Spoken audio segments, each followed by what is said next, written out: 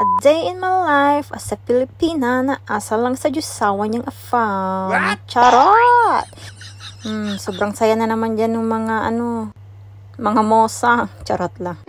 So for today's video mga day, nandito tayo sa may Silcor Laser and Aesthetic Center dahil magpapa-laser tayo ng tattoo. Tsaka kung napapansin nyo mga day, bago itong pinuntahan ko, gawa nga nung sa una kong pinuntahan tsaka pangalawa is hindi available yung doktor na nagle-laser ng aking tattoo, gawa nga nung nakabakasyon siya. And ako naman, dahil nga pauwi kami ngayong September sa Pinas, so kailangan ko munang mag-isang session. So ayun, nag-search ako ng ibang clinic and then ito nga, nahanap ko sila. Tapos ito nga pala yan, si ate, siya pala yung mag-laser ng aking tattoo. And then ang ano lang dito is magkaiba sila ng machine na gagamitin.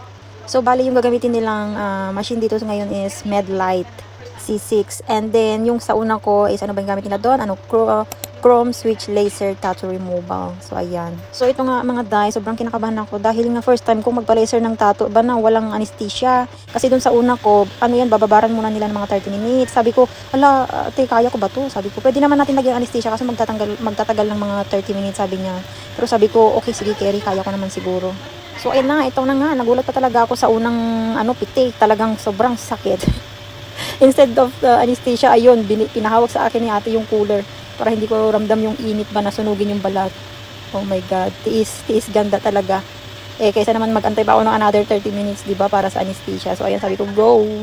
Mas masakit pa siya sa break up. Oh my god. Charot. So ayun na nga, kung napapansin nyo, hindi na talaga maipinta yung aking mukha kasi nga sobrang sakit ba, walang anesthesia. O ba naman, dikitan na nga po yung balat mo tapos walang anesthesia. Pero so far naman, mabilis lang naman natapos kasi konti lang naman yung tattoo ko sa liig. So bali parang mga ano lang yan, 1 minute. O, diba, tapos na. Tapos yan, tinapalan na ni ate ng para daw hindi maalikabukan sa labas. So ayan, tinanggal ko naman yan after kong dumating sa bahay. Ayan. Para tuloy akong kinagat ng vampira dyan paglabas ng clinic. So ayan nga, after nga ng laser ko, nag-chika-chikan muna kami ni ate. Pares pala kaming taga Isabela, Ilocana, o diba, kuripot, ang sabi ng iba. So anyway, highway, ayan na nga, natapos na, o diba? Para akong, kinagat ng vampira. So ayan na nga mga day, ayan, pauwi na ako.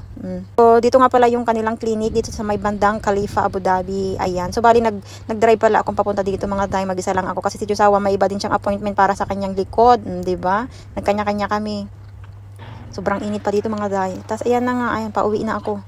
Hindi pa ako makalingon. Paano ko ma-check yung blind spot ko niyan? So yun lang muna ang ating video for today guys. Thank you for watching and see you on my next one. Babush! At ako ay magmamaneho na. Bawal lang mag-cellphone kasi dahil kasi may camera. Mapa-fine tayo. So yun lang muna. Bye!